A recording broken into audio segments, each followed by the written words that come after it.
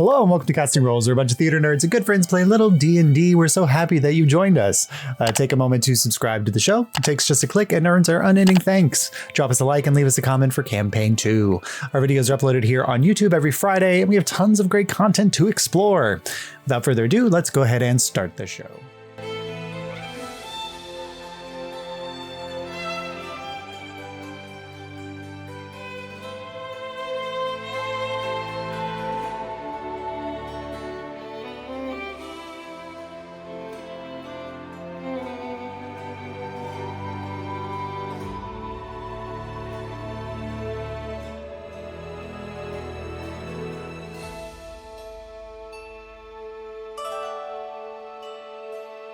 So last time, our crew adventurers spent the evening in the dormitory relaxing from your ordeal in the basement of the library.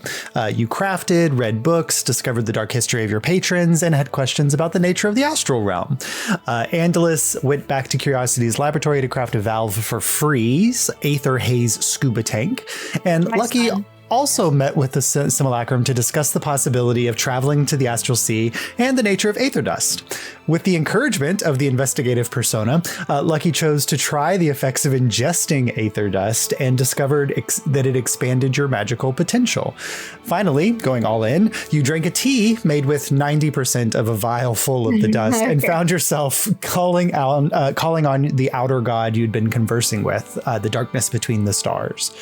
In this state, you were able to have a longer conversation with the entity who transported your spirit back to the outer reaches of the astral sea, where you spoke to the remains of the dead god Bellinor. After this, you returned to the library and you all found yourselves gathered in the evening to discuss what to do with aether dust as a resource and spend your evening recovering before another day of adventure ahead. So with that in mind, if there's anything that you all wanted to do in the evening, whether, take advantage of the hot tub? No, the onsen, the hot tub, or anything else in the dormitory. If you needed to accomplish any tasks before you all went to sleep, now's a chance to do it, or you can pick up the next morning. It's up to you. I'm going to shoot for the hot tub. Hot tub Party. Okay. Hot tub. All right. I'm not going. Onsen party. Have fun without it. I'm not going. Okay.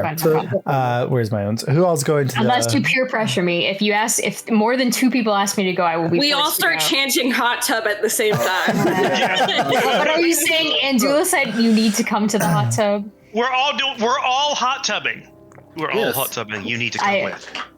Okay, one person said it. I don't know. I don't really think I would enjoy it. Okay, well, 2 people said so I'm gonna come up. Well, Andula, I don't want you to feel pressured by us as your peers in any possible way to go. I do. I want you to feel pressured. Yes, I want you to feel very pressured. I'm feeling a lot of pressure. Okay, I'm gonna go. You are under no obligation, Andula. It feels like don't have to get in the water. I've learned a lot about the social contract, and the social contract is being forged right now, and I have to go. Only if you feel like you have to. I feel like I have to because everyone asked me to. I am not. Bonnie, I appreciate you, but I'm also not asking you either. It's okay. I'm just going to sit outside of it and knit, so it's all right. I feel like Andulicite sees the world as like a JRPG and is like, oh no, I have to get their social level up. I haven't given 2 gifts to the villager this week. He sees it like Stardew Valley and he's like, oh, their relationship's going to decline with me if I don't give them a gift every week. Oh, the mod that prevents that from happening is so wonderful. All right. Okay. So if you are getting into the hot tub, the hot springs, the first level of the hot springs, anybody who's getting in, I just need you to roll a D20 for me and let me know if it is odds or evens. What a waste of a natural 20. God damn it. Is that natural? Waste. Incredible. Josh, do I get superpowers from the hot springs? Sure. I'll bump up the bonus for you. Oh, thank you. Yeah. You don't have to. No, I think that's fair. I hate a wasted nat 20. Who got evens? So 2 evens. Okay. So Kieran, roll a d6, and that increases your max HP for the next 24 hours.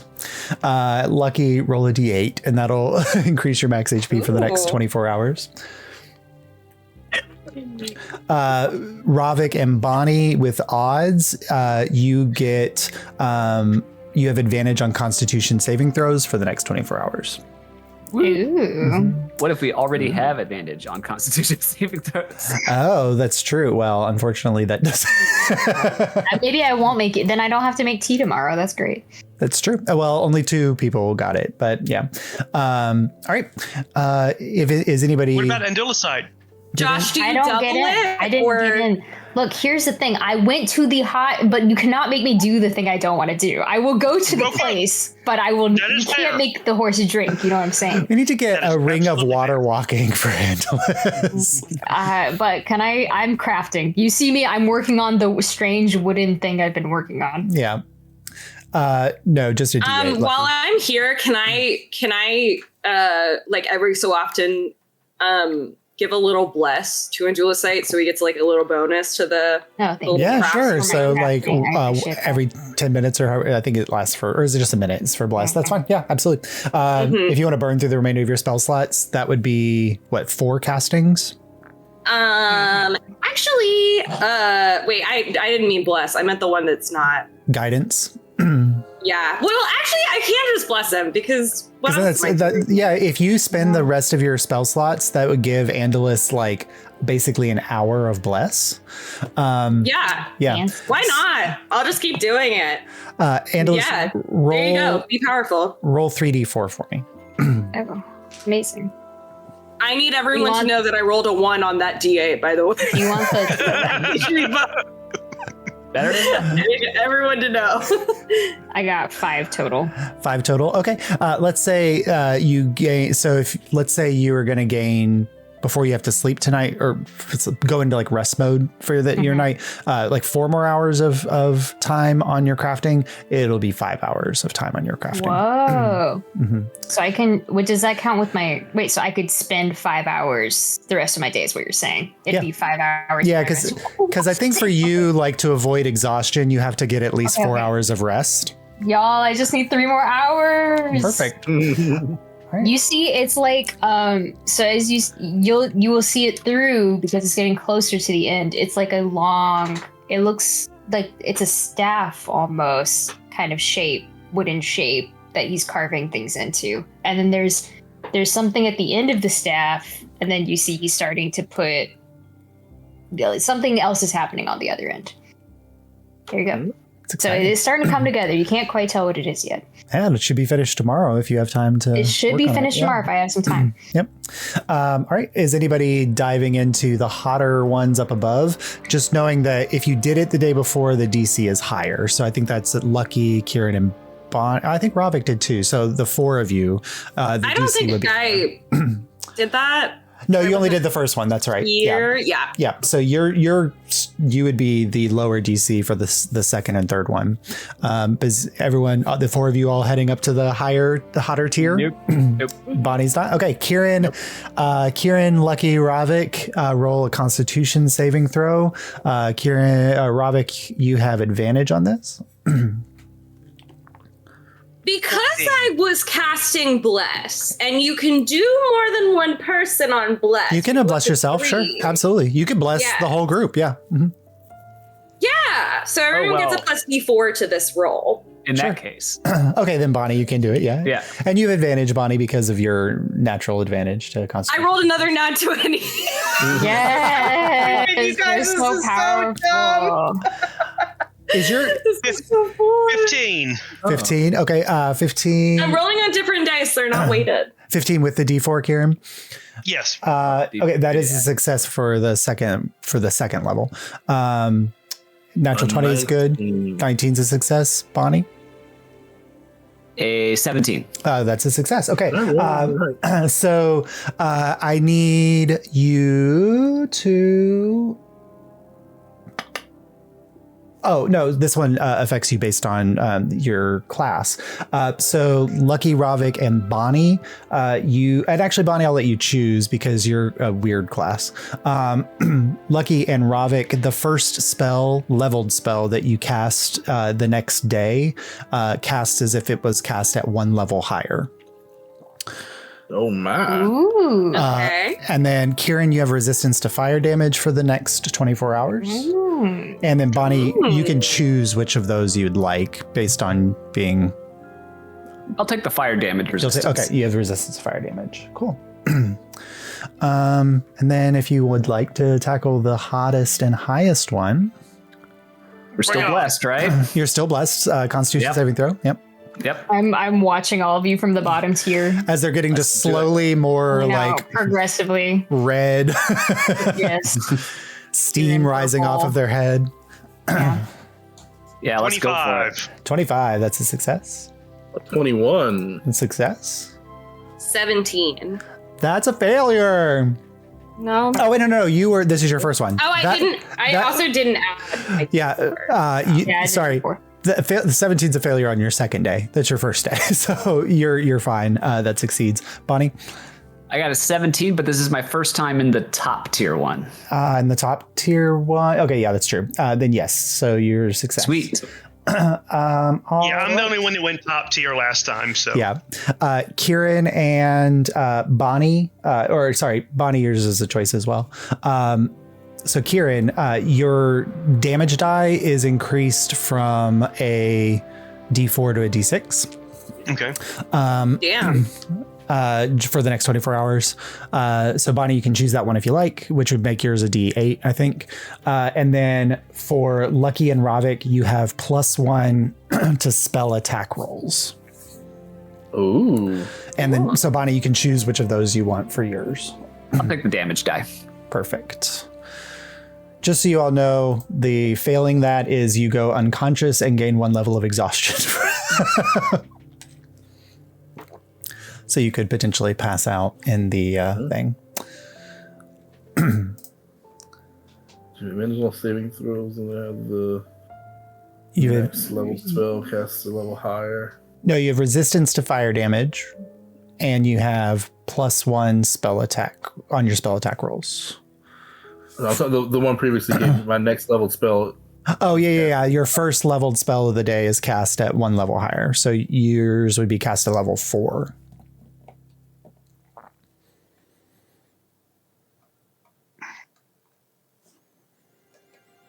I love the idea of the magical university installing a hot spring that gives its students benefits for being better students.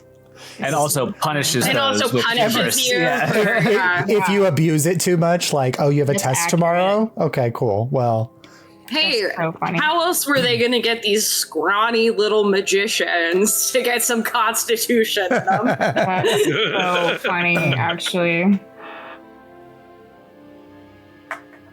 all right. So as the hour goes, and you all, rest and relax, and you all feel, or the 4 of you with, who spent time in the hot springs, feel completely relaxed. The hot springs are odd because even though they're all fed from the same mineral source, every level has feels like a different mineral composition and like a milkiness to the quality. And so not only do you feel rested and relaxed and boosted for the day, but your skin is as soft as it's ever been. And you feel ready to go. But anything else you'd like to do with your evening before you all prepare for the next day? I think Rovick will slink off and see if our Sphinx host is just a late night discussion. Just talk about the events of the day. Okay. You did not see Tithaliamus at dinner. Her while he would go looking for her, purple eyeballs weren't floating in the back of the chamber. So make an insight check for me, please. In the inside check. Yeah. Make a you up text check. Oh, that's exactly what I thought. Oh, okay. A 16 on the dice plus insight plus 4, not natural 20. Okay, cool. Not natural 20. Anybody else doing anything with your evening? Andalus crafting for the next few hours. Yeah, I'm big crafting. You up? Focused. Focused. You up? Bonnie tries up. There is the if anybody would like to attune to the Pearl of Power, that is there. If anybody wants it. What was that one again? So it's an aether touched Pearl of Power. So it has this exact same effect as a normal Pearl of Power, but so it regains a third level spell slot. But it also there's something happening on the Discord that I can't check right now. I'm laughing at something terrible I thought of, but I literally Yes. So I think Alan knows exactly what I'm laughing about. Yeah. Keep going. So it's a normal Pearl of Power, so it restores a third level spell slot when used, but it creates an Aether infused spell slot. So whenever you use it, you would roll a d20, and it could have a boon effect, or it could have a limiting effect to the spell. So there's kind of a risk reward to using that spell slot. If no one else wants it, a third level spell for me is a Revivify. So I can have that as that would be, I think, the spell to throw in that. I think that's excellent. Perfect. Okay. All right. I will drop that in your, hold on, I'll put it in your inventory right now. Thank you. All right. Anybody else planning anything for your evening? If you want to dig more into the books that you've read or anything like that, you have a chance, or you guys can just rest and relax. Yeah. I think Bonnie's just gonna rest and relax. She got walloped today. Like it was a fight. Yes. Aether infused Pearl of Power. That's in your inventory now. You just have to attune to it, Lucky. Thank you. All right. So you all find your way to your dormitory chambers, or Lucky, Karen, Bonnie, and Andalus do. And the evening's ahead of you. It's probably like 9 o'clock, but you had a rough day. And so getting an early night's rest is not a horrible idea, except on the frame of good ideas, Rovick is often not used to taking them. So he goes off in search of Tuthalimus. With a natural or a not natural 20 on your insight check, Rovick, you return to the main quarters of the hall, where Tuthalimus is often seen kind of floating in the background. Not there. You head up to the second floor to the dormitory area where staff would stay, and you don't notice a trail of flowers leading into any particular rooms or places. But you do finally, at some point as you're walking down one of the halls, you see the small, like that painted looking cat, right? It's like that purple and blue and yellow swirls on its fur, and it has the wings tied to its, or kind of tight to its back as it's slinking through the hall. But you see the little cat that Tuthalimus was petting the day before.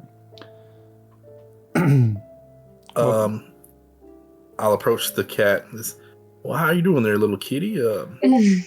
Any insight you can give me on where Lady Tuthalimus might be hiding tonight? It kind of like slinks down and like looks at you for a second. Will you give me a animal handling check? Probably one of the things that Rovick's not the best at. Animal handling. A +1. No.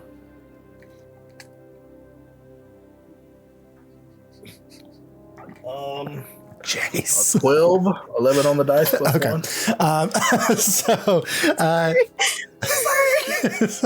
They're saying inappropriate things in the Discord, Josh. I just had to, like, the Discord pop up. I caught one of them and I was like, what the fuck are you all talking about in the Discord? And then I pulled it up on my phone. Okay. All right. That's what Audience, if you're watching this, you don't want to know. don't want to know. We moved it into the DMs. We moved it into the DMs, Josh. So, Rovick, with that, the little creature kind of like stops for a second, and then looks at you and says, I can speak common. Well, would you look at that? The wonders never cease. Well, I am a Sphinx of Wonders. No. How's your night going? I should say, first of all. It kind of turns and looks down the hallway. Well, you let my dinner scurry away with this conversation. Oh my goodness. I am so sorry. If you like, I could try to get you something from the kitchen, or the thrill of the hunt, really the point of it. Sometimes you just need to stalk a little prey. You might have been the experienced of that before. I completely understand where you're coming from. I might be on the hunt myself. Could you point me in the direction of Lady Tadamas? My nose probably not as good as yours when it comes to sniffing things out. So, are you sure you're hunting? You say? Are you sure you are not being hunted? Oh well, I enjoy the chase, but I also enjoy being chased. Well, either way, I'm here for the fun. He kind of stretches and arches his back, and then kind of comes down and says, well, it's not in my nature to just give away information freely.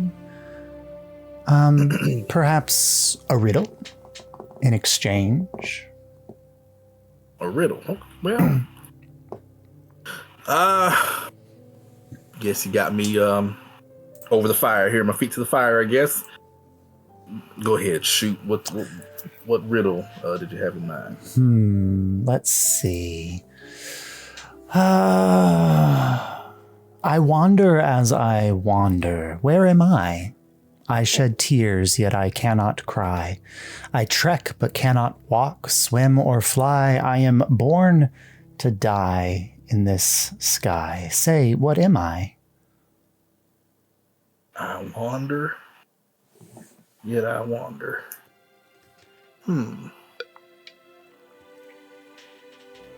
So you wanted the answer tonight, or?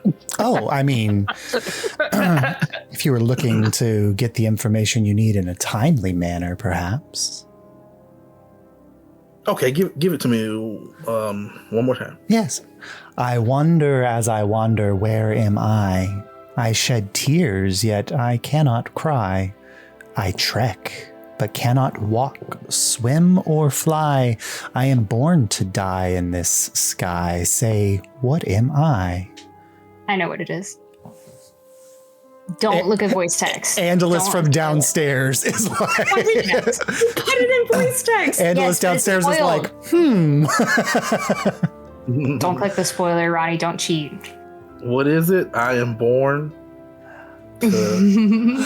Is the third time the charm for a half-elf? One more time, good sir. I wonder as I wonder, where am I? I shed tears, yet I cannot cry. I trek, but cannot walk, swim, or fly. I am born to die in this sky. Say, what am I? Is it a snowflake? Oh, such a good guess, but unfortunately incorrect. I don't like the condescending tone here. Oh, I'm sorry. I'm also not the one that got the riddle wrong. Listen, I'm known for my skill with a sword, not my wordplay. Skills with swords. Maybe there's something else we could exchange. Oh, I don't know. Are you interesting? I like to think so. I mean, caught the interest of a certain sphinx, didn't I? Did you? Well, you weren't in that room last night. Was I? What's your point, good sir? Unnerving. Well, how about... Oh, I'm not Fae, so I won't ask for a bargain or your name. Give me a secret about one of your friends. You're asking me to betray their confidence? Kind of looks down the hallway. Well, I've missed dinner, and you're quickly missing out on your midnight snack.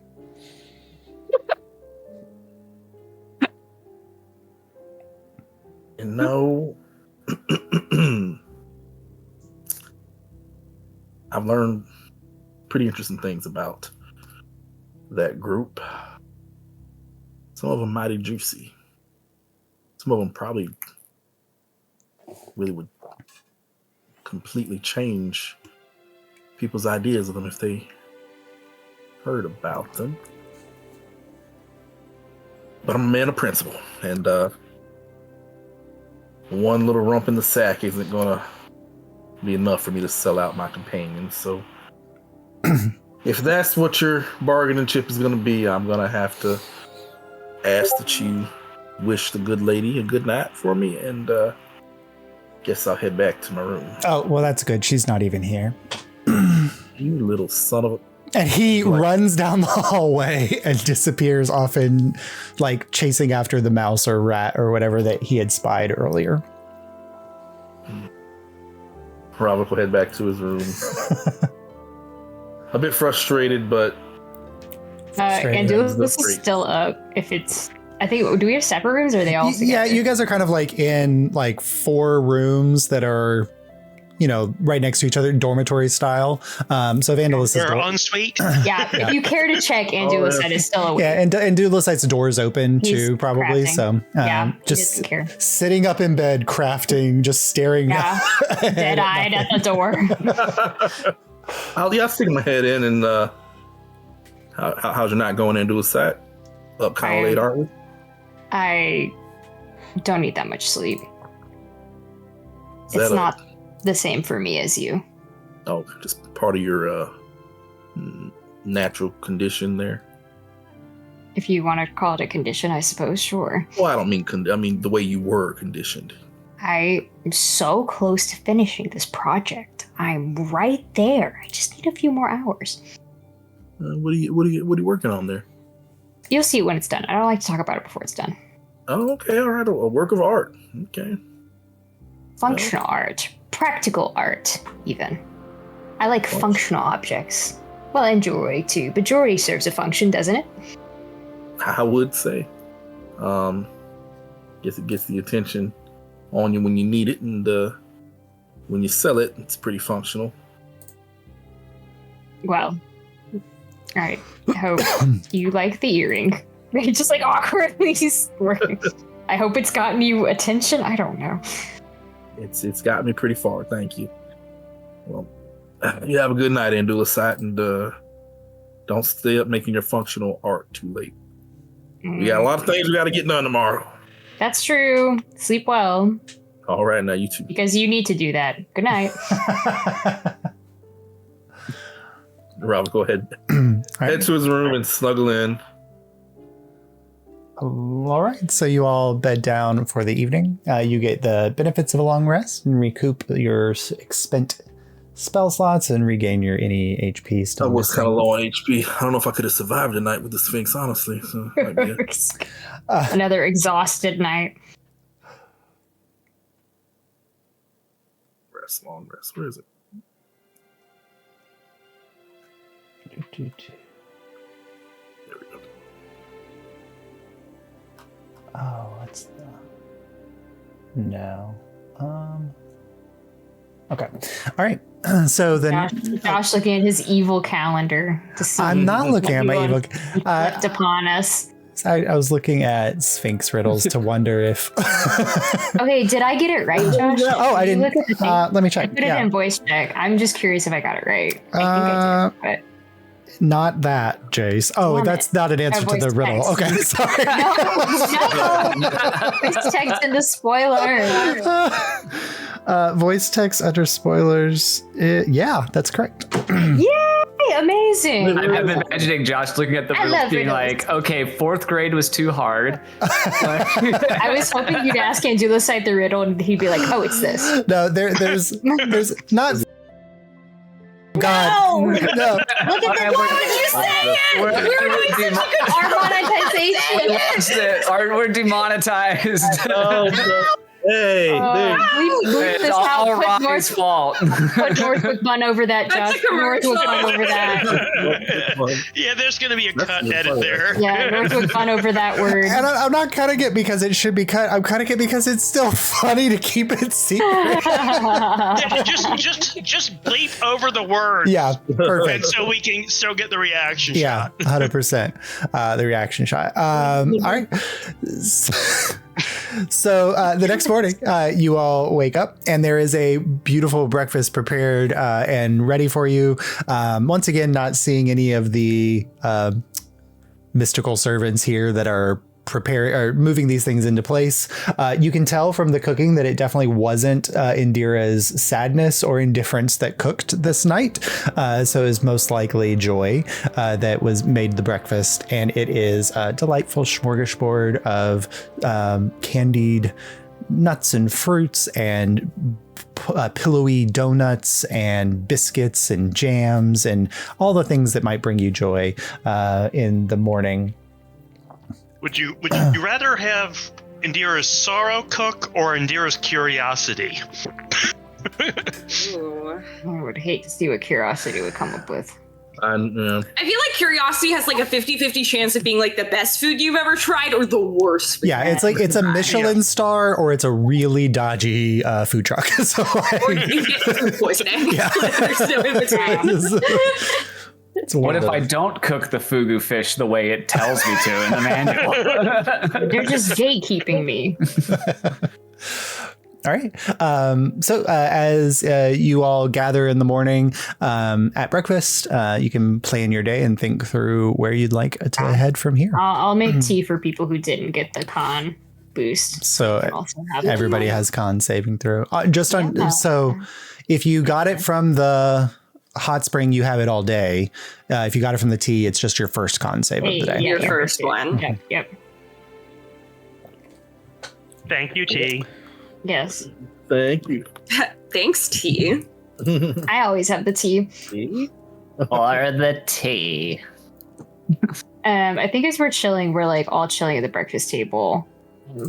Working on my thing probably still. And I want to sit across from Bonnie and I want to ask her something. Can I ask you a question over breakfast if it's not awkward? Bonnie looks completely like at ease. It's like, oh, sure, Indulicite. You ask right away. Have you ever forgotten one of your children?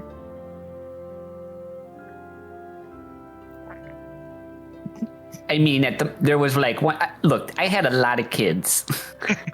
But you wouldn't like forget them forever, right? No. I mean, they run off at the marketplace once or twice and hide in a rack of clothes. But aside from that, no, I never forgot a child. Sure. It's just, when Curiosity came back here, she forgot about Free. And so, I don't know. Well, you've got to remember that's only a partial point of her entire personality. I'm sure that they'll balance each other out, and perhaps the more motherly side of her is a different part. I bet like Joy would make a much better parent than I feel like Curiosity or Sadness would. But, so someone made me. Do you think they forgot about me? Do you think What makes you think that, Indulicite? Well, they haven't found me yet, I guess. I don't even know if they're looking. I guess I'm just feeling insecure about it. Look, Indulicite, a lot of my children were adopted. And I don't know why so many of them didn't have parents. Some of them I do know, but not all of them. And at no point did I feel judgmental towards their parents. Sure. I just wanted to give them the best home that I could. because there could be many reasons, and until you know what they are, it's no use making any kind of guesses. Right. Whoever created you isn't necessarily the most important person in your life. I understand that. I'm just curious sometimes. I understand, but what I want you to understand, Indulicite, is just because whoever made you isn't in your life doesn't mean that they necessarily don't want to be. There may be some other circumstance you don't know about, and until you know that, I don't want you beating yourself up about it, and most importantly, I want you to realize you've not done anything to deserve that, if that's the case. None of this is your fault. Okay, because I've highly considered ways it could be my fault. I actually made a list of maybe potential ways it could have been my fault. All right, I want you to ball that up and throw that out right now. There's no way, it was like a mental list. I'll in my head, I'm throwing it away. That's fine. Yes. No way, no how is this your fault, Indulicite. Do you need a hug, dear? I don't know. Bonnie gets up from around the table and is all the way around. She's walking all the way around the table. All right, yeah, sure. You feel like you could use a hug now. Okay. This is comforting. That's what it is. I awkwardly hold you. This is nice. Yes. She'll hold you for about 10-15 seconds. Okay. Pat your head. All right. Thank you. Now those home fries are calling my name, so I'm gonna go back over to my place. All right. But if you need a hug, you just let me know. Okay. Thank you. Bonnie, I got family related trauma too. Just. Okay, you're free to talk to me about that at any point, Rovick. You see, Indulicite gets up and comes around to the other side of the table, and he hugs you so awkwardly, and he goes, "There." He's so not soft. I have to explain this to you. He's not soft when he hugs you. It's like an IKEA furniture hugging you. Yeah, it'd be like a server rat giving you a hug. Yeah. It's not that comforting, I think. It's They're okay. there. I think I might be that hug worked. I might be over it. Oh, excellent. Oh, these hugs are so powerful. Okay. Yeah. We can stop now. I'm gonna go find sadness. Do you go and search for sadness? I go to the doorway and then I get too self-conscious about it. Okay, cool. And we need to figure out what we're gonna be doing. No, I got too excited. I got too into it. Our next moves here. We still got some aspects of Indira to track down, don't we? Sure. It's either the tower or the garden. Back to it. So. I'm not in a big hurry to go back to that garden, so I say we go take a look at the tower. I would agree, Bonnie. That garden kind of did something to me. Well, they also talked about the garden having 3 parts to it. We've knocked out one. I'd almost rather to split it up than take them all at once. I agree. Lucky, your thoughts? I'm pretty flexible with wherever the group wants to go. I'm not a leader, so whatever everyone else wants to do, I'll do. The tower it is. Yeah, okay. You guys are going to the tower? Okay. As you are sitting at breakfast and having the conversation, Rovick. Yes. Oh, I guess you don't have to make a dexterity saving throw. You feel like something brush against your ankle, over your boot. That damn Sphinx.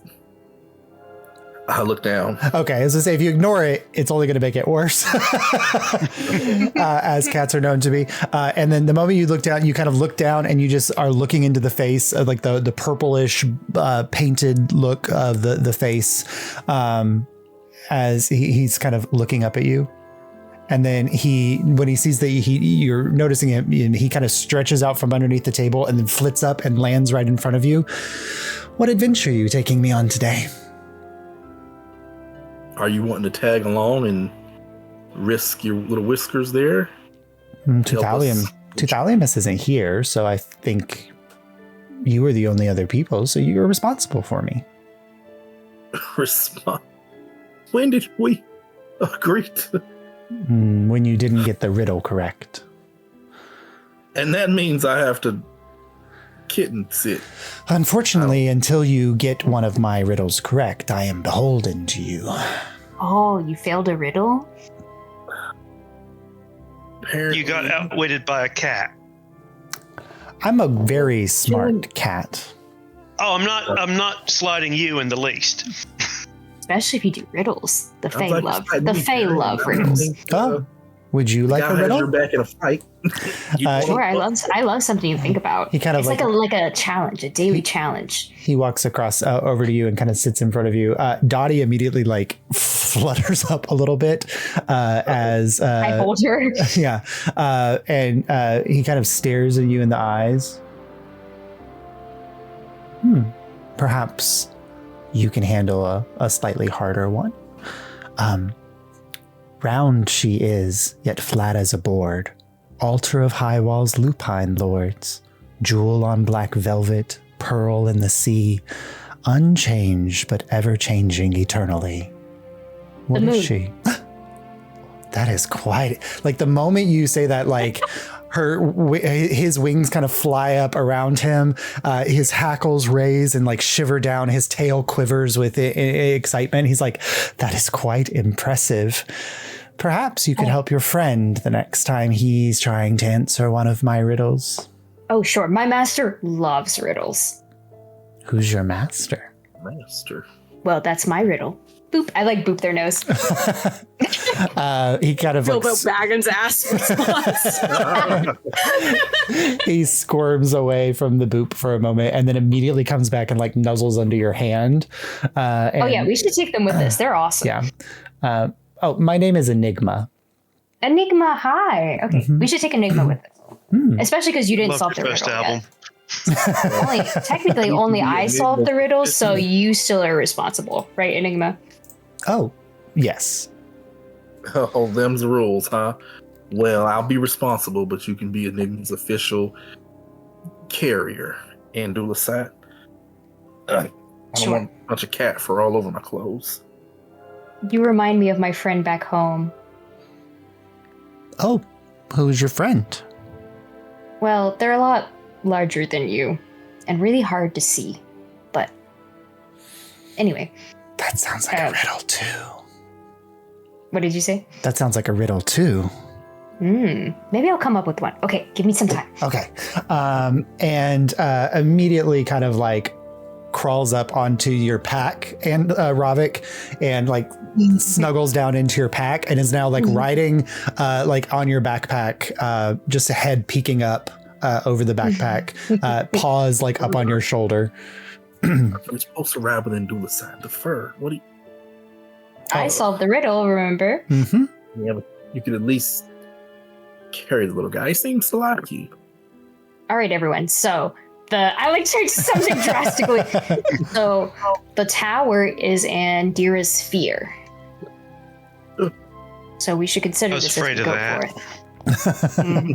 Good one. Clever, Kieran. Everyone's clever this morning. Well, with that in mind, I guess we should forge ahead.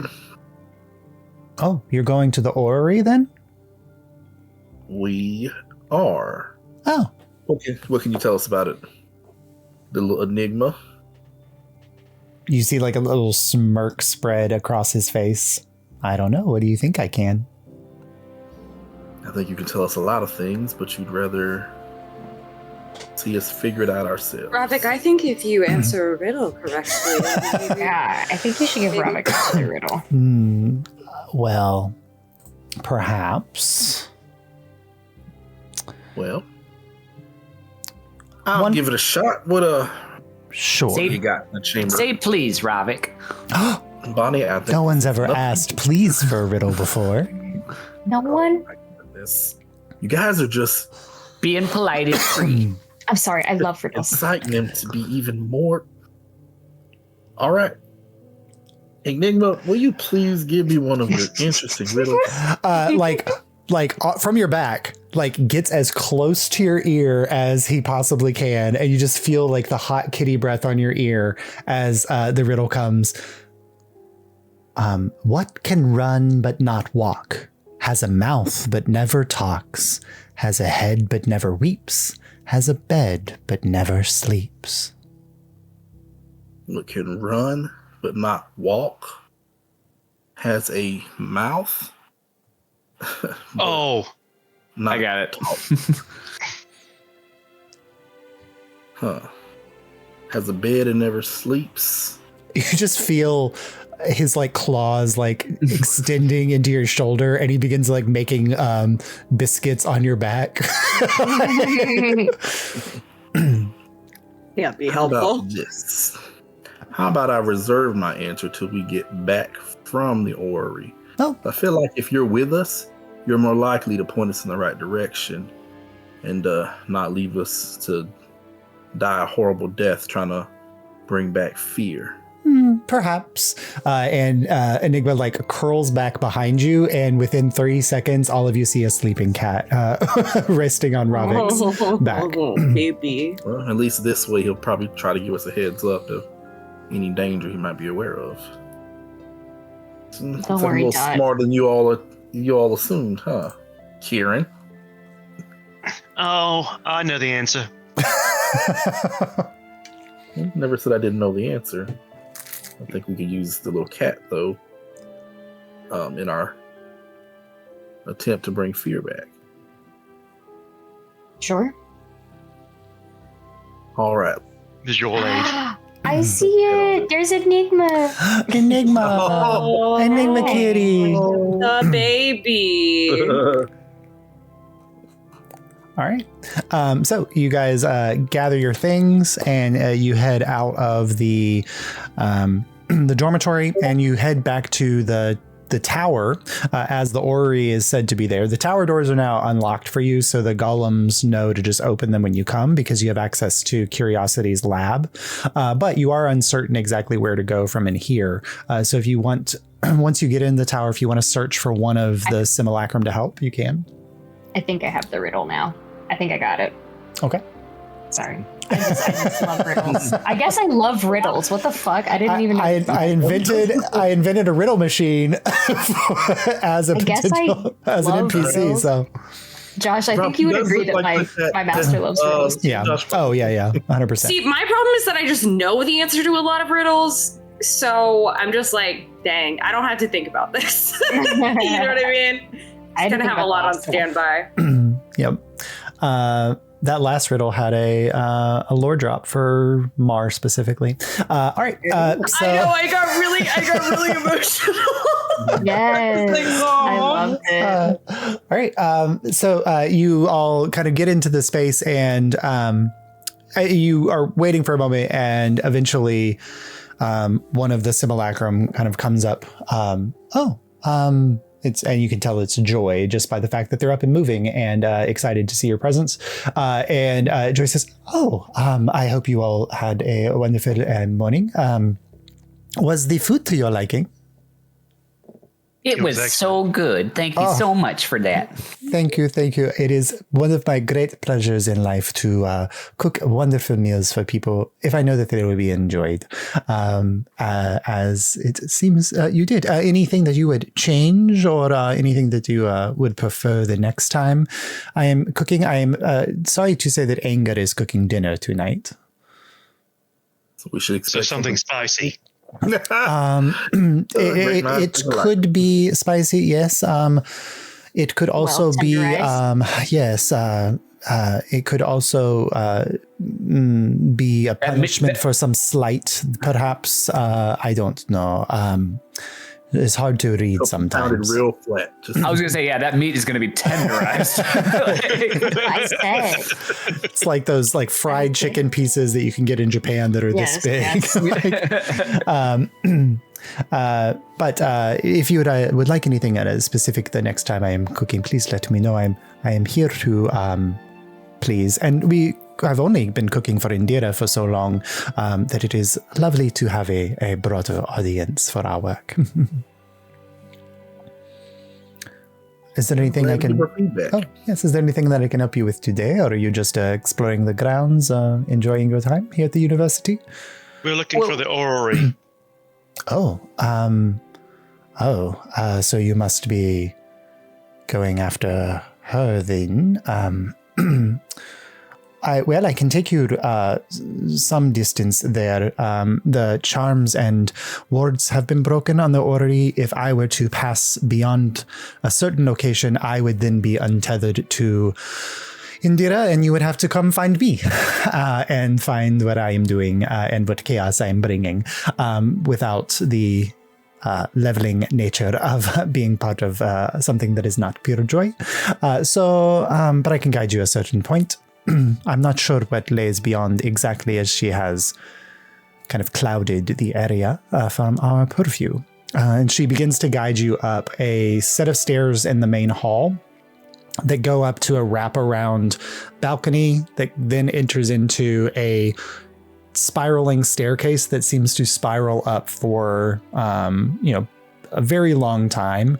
But the whole hall and tower is made of glass. So as you rise through it, there's just this like fractal nature as the world kind of seems to fall away below you. And there's the lights shimmering in from outside that are casting rainbows all through this area. It's kind of, if you could imagine, if you were able to climb a spiral staircase through a kaleidoscope. You're kind of climbing up and up and up. And finally you get to a landing on an upper floor. And the only thing in this chamber is a circular ring of stained glass windows that seem to be depicting some kind of story. And then at the center, an iron staircase that spirals up through this hall as far as you can see, and then disappearing into the ceiling above. And Indira kind of looks and she says, it's still iron, I see. So the wards are still in place. So it is normally a glass staircase. And she kind of looks up and you see like the floor of the room above. So the ceiling of this chamber is just like roiling with some kind of magical energy that is black and malicious and threatening to seemingly to rain or storm down into this chamber. She said, but she is still contained up there and not quite wreaking havoc elsewhere, which is good. This story on the stained glass. Yes. Oh. Oh, Who did we lose? Lost Jace. Oh, we lost Jace. So Bonnie asked about the painting or the stained glass stories, so Joy is kind of looking at them, and she goes, "Oh, when Indira created the tower, she wanted to pay homage to the work that she did as a historian, and aside also being a studier or practitioner of magic. So this is not many people have seen. It's somewhat, some would say, heretical view of what the creation of the world looked like." Well, I'm definitely taking a closer look at this now. And so as you're kind of looking at the stained glass windows, there is this depiction on one side of this landscape where you can tell that there's like conflicting elements all kind of clashing together. You've got like raging volcanoes smashing against giant, enormous waves, like a hurricane moving across land that is like somehow depicted as like cracking, like maybe earthquakes or something like that. Some kind of chaotic landscape. And in the next image, there's just this picture of a large moon shape that is glowing bluish and seems to be moving through a sky of purples and blues stretching in all directions. Lucky. It looks very much like the astral sea. And then in the next image, you see that moon crashing into the center of that primordial space. And there's a kind of a shockwave going through everything. And then each of those primordial zones then seem to give birth to a massive creature. One looks like a wolf made of lightning. Another looks like a snake wrapping around itself. Another is a bird of fire. And they're all around this crater in the ground. The next is 9 lights, orbs of light rising out of the crater. And then there's a depiction of them and the 4 entities, not immediately coming into any kind of conflict, but instead living side by side. And you can see it's another image of those 4 chaotic zones. The crater at the center now kind of filled in, part of it an ocean ringed with land. And you can see some of the orbs floating around the water creature. You can see some of the orbs floating around the one that came from the land of the earth. Like they're all going around each section. And then you see a couple places where smaller entities are walking alongside them. Creatures of life, like they've been given, like that these orbs brought life to this chaotic area. But then at some point in the next section, the orbs and the entities begin to fight, and those living creatures that are much smaller in these depictions, just like very tiny, are being protected by the 9 lights from these outer entities, and eventually the final one is the crater has now been completely filled in. And you can tell that it had been like refilled, like something had been buried into it. And now land had risen up around it. An ocean was filling in above it. And you can see like a landscape that appears kind of like the Illyrian landscape.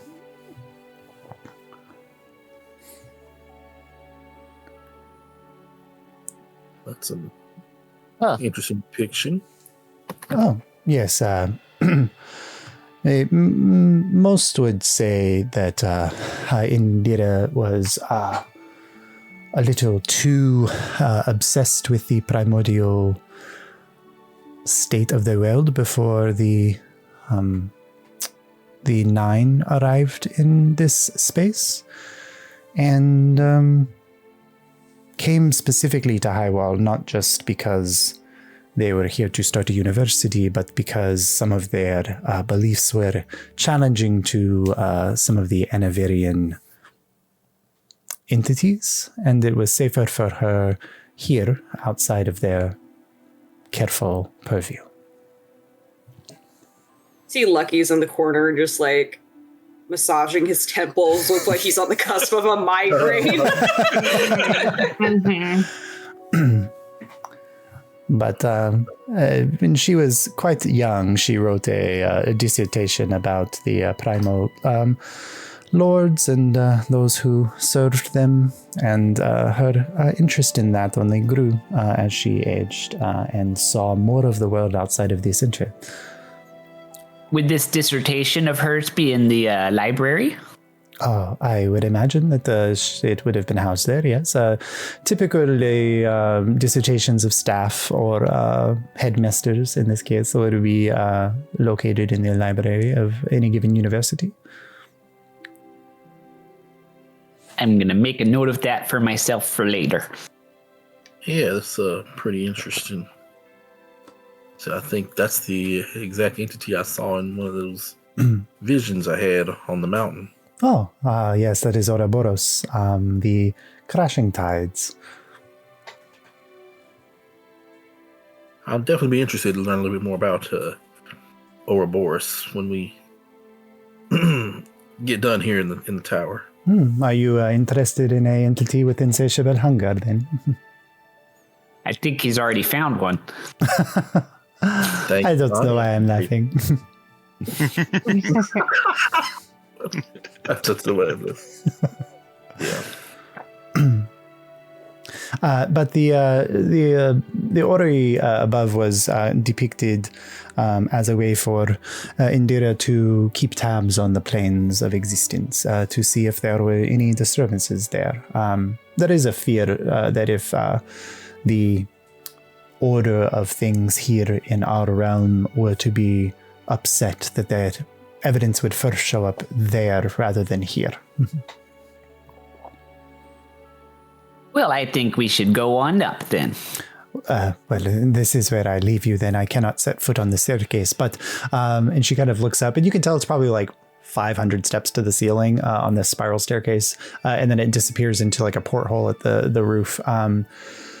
Whatever waits for you beyond there is a recreation of all of the fear that Indira has. Good luck. Any clues as to what she might be afraid of? She was separated from, well, we were all separated from Indira at the beginning of the subversion. So when the talk of the shadow spreading from Maladin first beginning to encompass the world,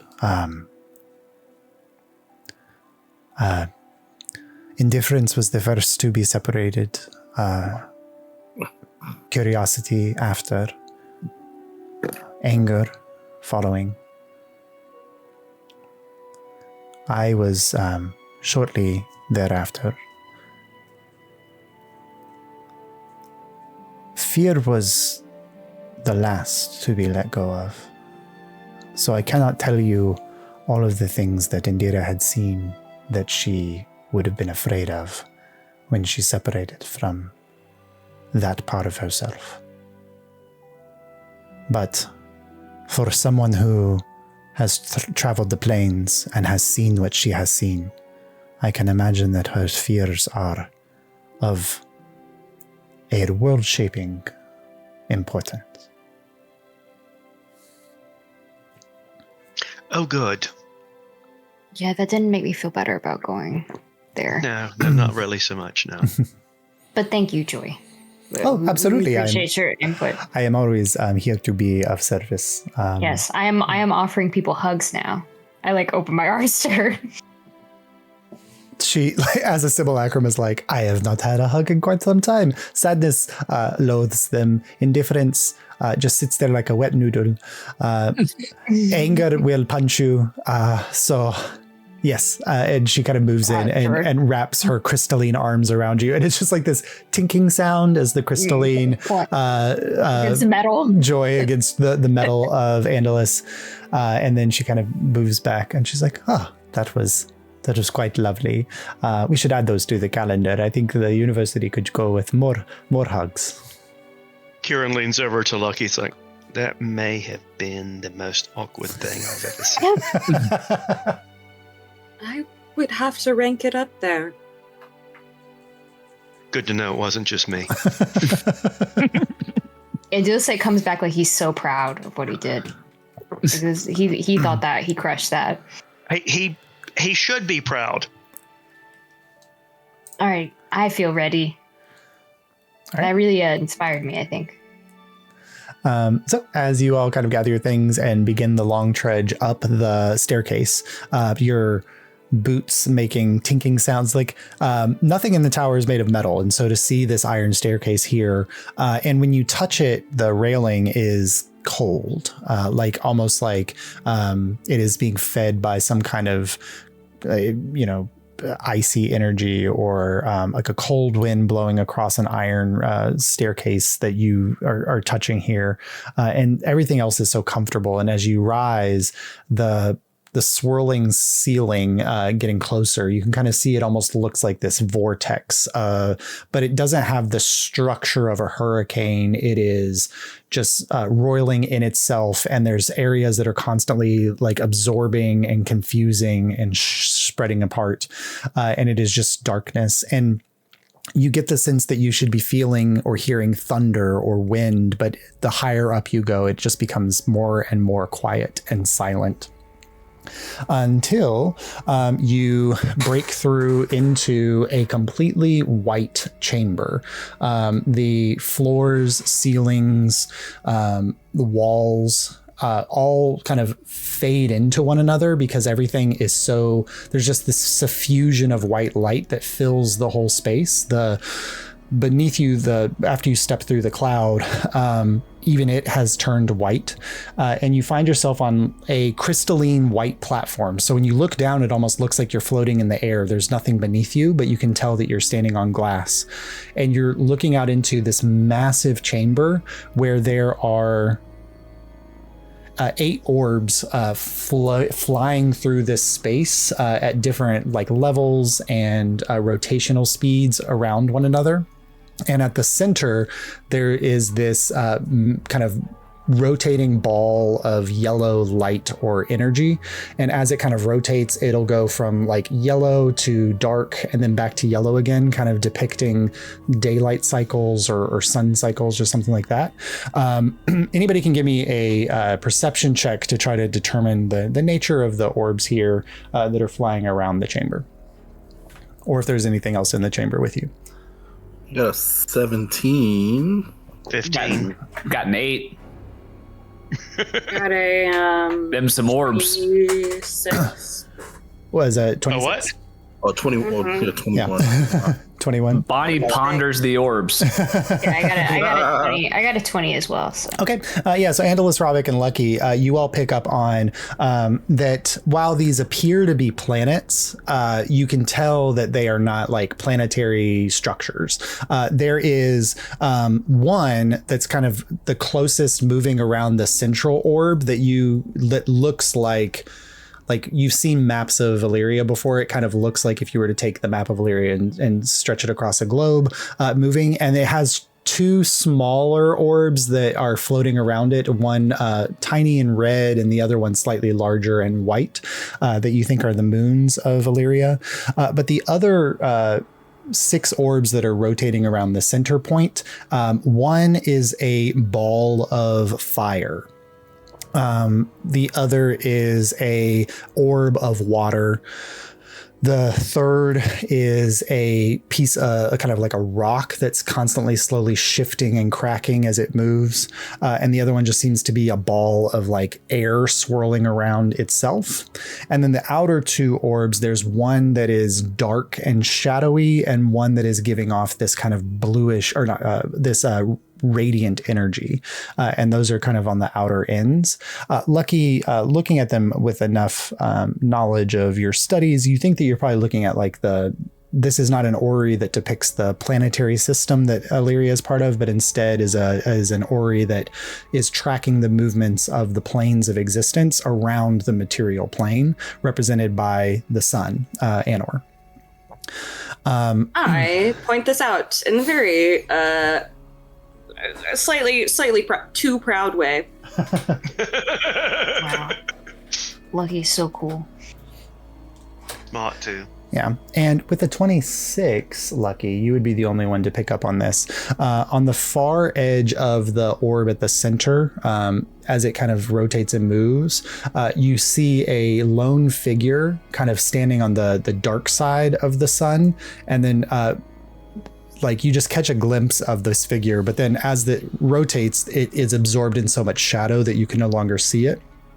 But then when it rotates around to the backside again, where the light side is, you can kind of just see the top of this figure's shoulders and neck above the orb, kind of rotating around in that central sun section. You think that might be where Indira's fear is. Okay. I also point that out to the gang. Oop, that's blurry. Oh. Hi, blurs. Okay, so you all are on this crystalline section here, and the orbs are moving around. Some of them moving faster than others, but you can see right now where you're structured, the earth orb is moving this way. The shadowy orb is kind of the closest one to you, and then they're all there. And then the element of I just did that. The element of Indira's is in the the center, kind of just riding around on that central piece. Okay, I want to point out to the group kind of subtly because I don't want to spook fear, if you will. I get the sense that might be easy to do. Ooh, pretty. Yeah, I love this. Sometimes simple works. As you guys are looking at it, the shadowy one kind of moves this way. This one moves here. They're kind of orbiting around that central location. How fast are they moving? So the outer ones, the shadow one and the light one, are moving the fastest. Illyria is moving the slowest, and then the four in the middle are kind of are moving about half the, like, you've got like speed 1, speed 5, speed 10, and so the outer ring is like a record player, you know. The shadow one kind of moved probably,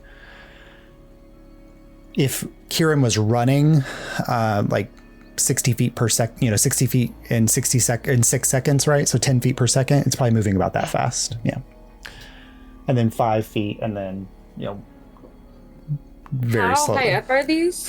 So it's hard to tell because like the ground is white, the ceilings are white. Like, you get the sense that even though you walked up and you walked through the floor to get here, that the platform you're standing on is not on the floor of this chamber, that the floor is some distance below you.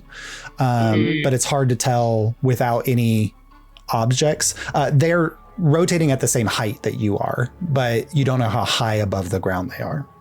Can I take like a copper piece and try to like use that, like throw that to see if I can get some like gauge on where the ground is? Yeah, sure. So you toss a copper piece over the edge of this platform that you're on, and you all watch it kind of spin out into the area and descend, and it gets to a point where you don't see it anymore because it's small.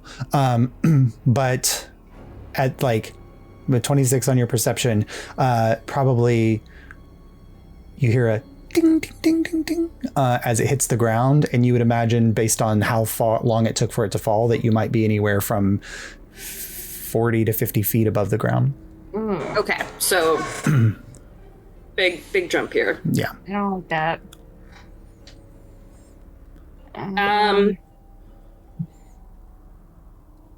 How far is it?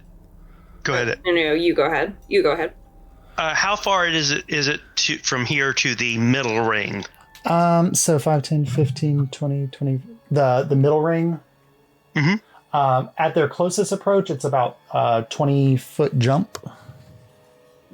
Do we have enough room to get a running start to try to jump out? So let me because it's hard to see. Like the edge kind of goes out to here, so you have about 15 feet of platform that if you cleared space for, one of you could run and leap to get to Earth, the Earth sphere as it's passing by. That was my thought. Who's got the best jump? Looks at Bonnie. It is based on your strength, so yeah. So I've got a plus. Not me. Wait.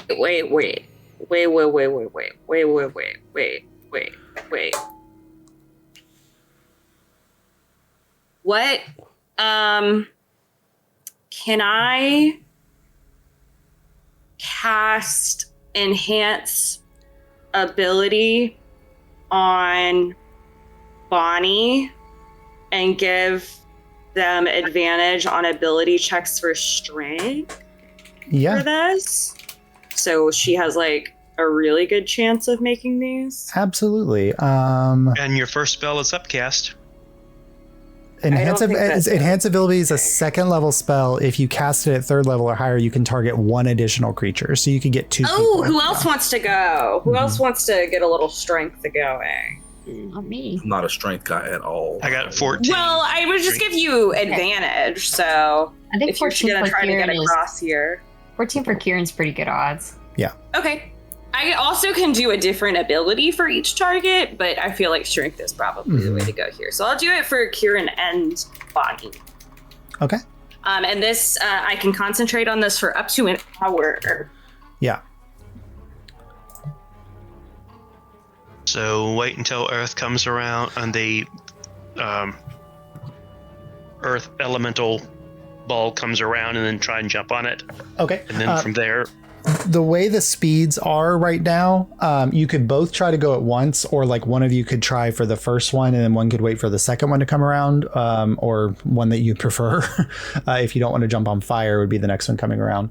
But if you both go together, it's a tight enough space. It would add to the DC. So that's kind of up to you all how you want to. I think one at a time.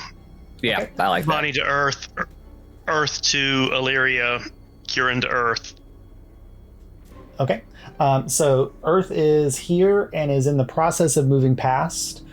So Bonnie, if you want to, you run. I think with your jump distance, this will be a lot easier for you because of your Herringon heritage. Go ahead and make a athletics check. Athletics. With advantage. With advantage. With advantage. Okay. I'll take the 20. Is that a natural 20? Nope, just a regular dirty one. All right, so you all see kind of Bonnie like backs up and then runs forward and leaps and lands on the Earth one and vanishes.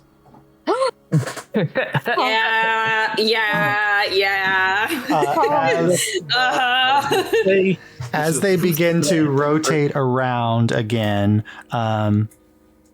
and kind of moving in this way. The fire one is approaching. Kieran, if you want to go for it. I'll wait for water. You'll wait for water? Okay, so you guys kind of watch for a moment as everything continues to rotate around. And then eventually water approaches. Actually, Kieran, at the point that water is getting to you, the light one is going to be closer to the platform.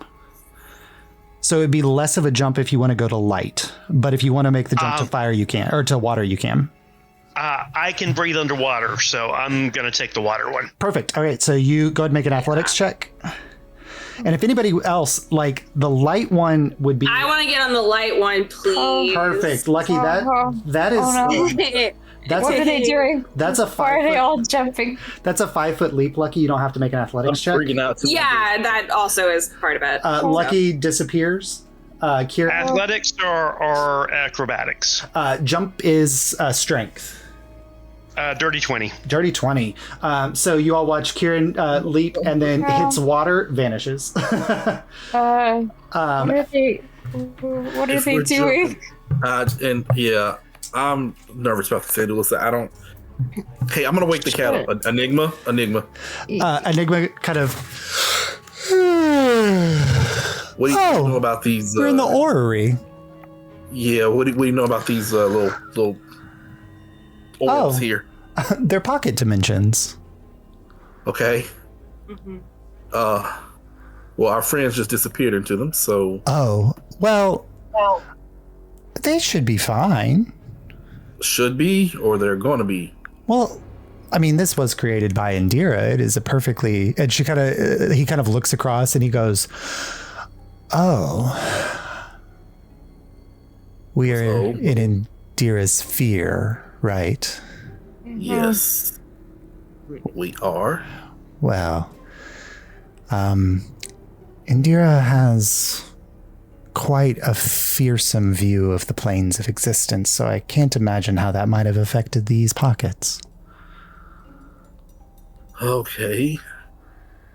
Well, our friends are jumping in them, and we need to make sure they stay safe.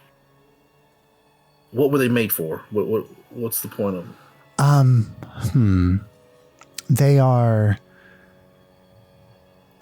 looking glasses into the planes. Imagine if you could pierce a hole in this world and install a small orb of the other plane there, so you could keep a temperature reading on what was happening there. So it is and as the the airplane is flying past you, he says, that is the plane of air. And so it has all of the attributes of the plane of air, but it also is on this realm. It's contained. I think they use something similar to power airships in other parts of the world, but this is more magically refined. So you can just kind of jump in and view the plane of existence? Think about it as being in that plane and taking its health reading or its health score. So if something was wrong there, then it would be hyper focused in that space. Oh, okay. But if everything's fine, then it will be fine. All right. If we jump and we don't make it, I mean, is there a safer way to get to the plane? If you jump and don't make it, I will let Tuthaliamus know that you tried your best. Oh my God. That's not very helpful. Well, there's a little I can do to help in the event that you don't make it. I'm going to try for one of them, Indula. All right, you probably shouldn't do the fire one. Definitely not. I'm not fireproof. I might fall behind Kieran. I've got some interest in the plane of water myself, honestly. Okay. Andalus, is there one that you wait for? The shadow one is going to be moving around. The earth one's coming back up around. Yeah, I'll go into... I don't... Andalus is having a lot of trouble deciding. Rovick, pick one for B. And Indula said, "I have a shadow." Well, I think you should go shadow. Okay. Lord. Okay. So I won't hold this against you if something happens. Around the time that shadow finally makes it around, water is making it around as well. And so Rovick and Andulicite. Rovick, I need you to make a athletics check.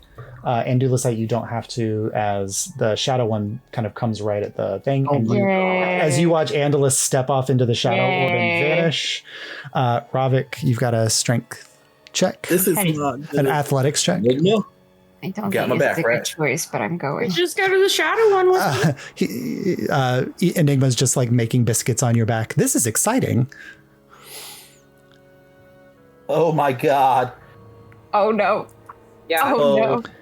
That is I've got a negative score for athletics. So that's a 9. Okay. Oh, do you have anything to add? Oh, yeah, the D4, right? That D4? No, that's way overdone. No. That was last night. No. So, Rovick, with the T or the bless? No, that the bless was last night.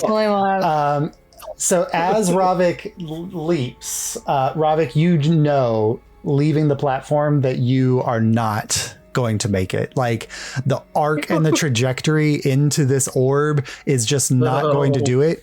And you suddenly like feel this kind of feline stretch on your back, and it goes, this is what I was made for. And he taps your back, and suddenly like you feel like this burst of energy from yourself as part of the Sphinx of Wonders ability. They can add 2 to a failed roll, and you needed a 10.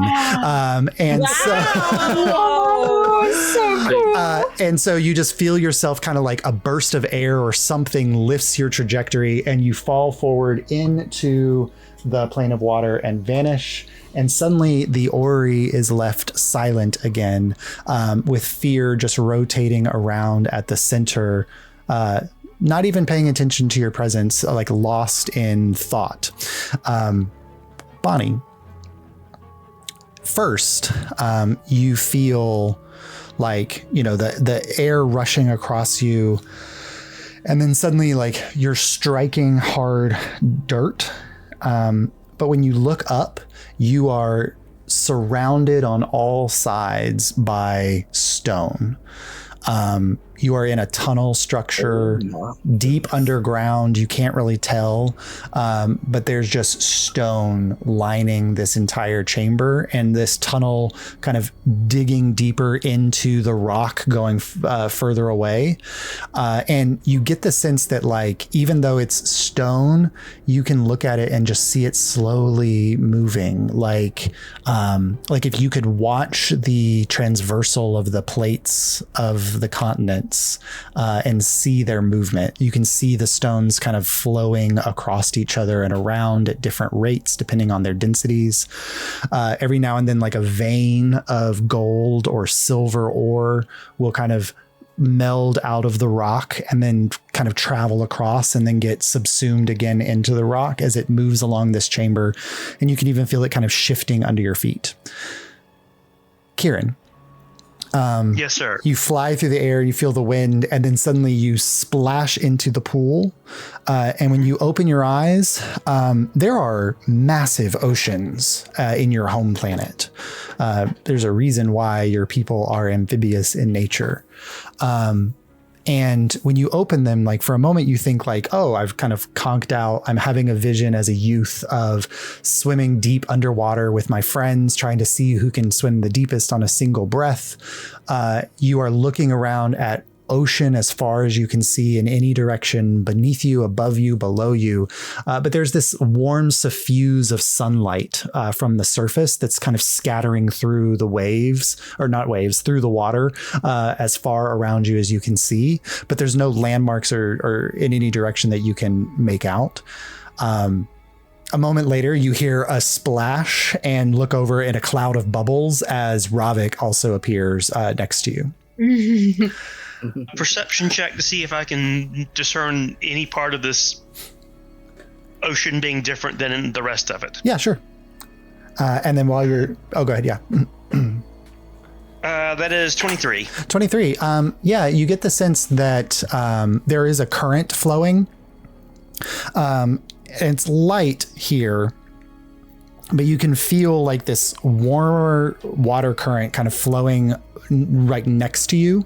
Like, you're not in the current, and it's snaking further deeper into the waves. It's impossible to tell direction. So if you're just like looking forward and saying that's north because I'm looking that way, it's snaking over to your east. But you're not in the current, but you feel like it's probably moving pretty fast, and it's weird. Like, you've felt ocean currents before. The tug is always on the outer elements of it, but this current is moving like a tunnel through this space, and you're just not in the tunnel. But you get the sense if you were to touch it, it would drag you further and deeper in. All right. I'll tap Rovick, and then I'll go surf the current. Rovick, there is something I need to know, which is you cannot breathe indefinitely underwater, or you can breathe indefinitely underwater. I think I can. I didn't know with the half sea elf if you could hold breath for a long time, or if you have water breathing. Okay, good. So the best two people to go. I've got an hour. Yeah, the best two people to go here, I think, which is good. Lucky, you fly through the air, feel yourself land, and when you look up, you see that you've kind of landed in this like wheat field, this golden, beautiful wheat field that stretches in all directions as far as you can see. And there's a gentle wave of wind kind of rushing across it. But it's not like the terrestrial hard field of grass that you left or saw in High Wall. This is like rich wheat. And as you're looking at it, like every single strand or every single like grain of the wheat heavy bending in this wind is a grain of gold. And this golden wheat field is kind of flowing and blowing in the wind. And as you kind of look up, the horizon rises with your vision. And as you look out, you look up and a mountain is rising up as you look. And it's almost like you're lifting the mountain out of the horizon with your eyes. And it goes as far as you can see until you finally stop kind of like at an 80-degree angle looking. And then finally the mountain ceases to grow. And you're kind of staring around and seeing this warm, suffuse golden light everywhere. but there is a coldness here that you haven't felt since winter without a fire, which feels completely unnatural. Andalus, you step off the platform, your foot hits the shadow, and for a moment your vision goes dark. And when you open your eyes, you find yourself on a city street. Buildings of cobblestone moving away from you, a cobblestoned path bending ahead. And off in the distance, backdropped by roiling clouds of grayish black light, you see a multi-towered castle floating above this shadowed city below you. And that is where we'll pick up next week. Exciting. I got the Castlevania one. I got the secret tunnel. You got the place that we specifically last campaign were like, let's do everything to avoid going there. Yeah, we don't want to do that mission, actually. Yeah. So and I got the secret tunnel reference. You got secret tunnel. Yes. So next week we'll do it like not initiative style, but we'll do it with bouncing from person to person. Not next week. Next week, sorry. The next time we're together, we'll do it kind of bouncing from space to space. It'll be kind of like we're covering amount of time before we get there. But your goal is to escape from this plane to get you to the center ring, so you can get to Indira's sphere. But we'll see what that looks like next time. Oh, so fun. Yay. But if you want to know what's happening in the outer planes, here it is, or the inner planes in the case of the. We got a Wonder Sphinx with us too. Is he cool? The Wonder. Oh, can he breathe underwater? Can they? You just breathe? let it drown out of space. I can cast. He's just like. I hate water. On up to 10 creatures. So the Sphinx has. Okay. Well, and it might be helpful to cast it on Kieran, just because. Yeah. Like you could get the Sphinx in that as well, just because Kieran can't hold his breath indefinitely, and you don't know how long you'll be here. Yeah, We got no idea how long we're here for. Yeah. That's crazy. Yeah, I can absorb oxygen through my skin, but it only gets me about an hour. Yeah. Whoa. It's so funny because, like, I as a player, like, am like, logically, like, you should go to the shadow one because I have a shit ton of buffs against, like, veil creatures and, like, stuff like that. But I was like, but Lucky would go, like, I'm a light bringer. I'm gonna go to the light one. Yeah. From a purely like D&D cosmology thing, most like the three of you went to inner planes. So you went, you're the elemental planes. The light and the dark plane represent the like the outer the planes of either the positive planes. So it could be the Feywild or the Shadowfell, or it could be any of the outer planes of positive energy, where like the good gods would have created stuff, or it could be any of the negative planes. So like the 9 hells or things like that could be in the negative planes. So Dis. cool. Yeah. So cool. Oh, Josh, this is so cool. Yeah, I like. Oh, it's so cool. Very cool. I love it. I'm excited about you guys delving into it. I gotta see my new god friend again. He's not my god, he's my friend. My god he friend. just happens to be a god. Yeah. It's I like have a nickname for boyfriend, but it's god friend. Like my friend who's a god, not my god friend. Right. Yeah. No, it's 100% that. We're just casual. I have a great nickname for him, and I don't want to spoil it, but I've been like holding on to it. Oh yeah. Lucky's like, I don't like labels. Also, Josh describing the like world cosmology. I'm like, this is the most Evangelion shit like I've fucking heard. Well, and I love it because it's like the primordials have always been painted as like immediately there was war and conflict, and it's like she's saying like life existed here before the 9 like were in charge. What did I text Ace? that, like, when that was being described, I said, imagine being the primals, minding your own business, and then aliens show up and go, this is ours now. Colonialism. Yep. That's what colonists do. Yep. And they worked together for a while, but then something broke out and there was Then conflict. the drama happened. Yeah. The tea. The The Greek mythology of it all. Yes. You have to figure out a way to get Enigma to stay with the party because I love Enigma. I love Enigma so much, Josh. I love it. We're taking your cat. Look, Enigma loves me, okay? Yeah. Enigma loves me and loves to torture Rovick, which is a pretty sweet setup. Enigma's the little Saurus so far. What was it that he said? Look at me. Look at me. Look, every party just needs a little guy for the DM to be catty with the players, like at the drop of a hat. Yeah. Little guy. Yeah, a little Needs a guy. Monokuma. And to be fair, like No, don't ever put that into No. this group. Not that kind of no, Not that kind of little I guy. think Enigma's like smarter. a Morgana. Like a Morgana. yes. Kind of vibe. A Morgana. Yeah, Enigma's very Morgana. Enigma's Yeah. smart, also smarter than everyone in the party. I think. Not like Morgana. Does anyone have higher than Does anyone have higher than 15 intelligence? Oh, I'm no. only 14. Oh, that's so embarrassing. Oh my god. I am with the. If you give me another 7 points, I am. Yeah. No. Like y'all need to make friends with Spectre and Enigma.